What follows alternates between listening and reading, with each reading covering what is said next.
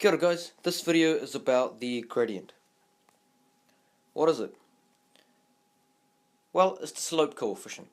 In other words, here's a positive gradient, here's a negative gradient, here is a zero gradient. The values of these gradients for these three graphs can be as follows. M equals 1, M equals -3, and M equals 0. So how do I calculate it? Well, first thing you need is 2 points. For a linear graph or a straight line, it's always handy to have 2 points. So the gradient, or we're going to give it a symbol M, is the change in y divided by change in x. Firstly, we label our y coordinates and our x coordinates. There's your change in y, there's your change in x.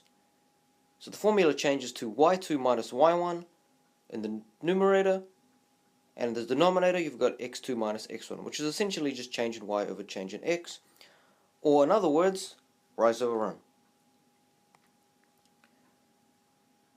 So our change in y becomes 2, take away 5, and we're dividing that by 5 plus 1. Note the negative in the formula changes to a positive because of the -1. So doing the math, we end up with -3 over 6. And so lastly, our gradient, or M, becomes 1 over 2. Please simplify where you can. See you next time.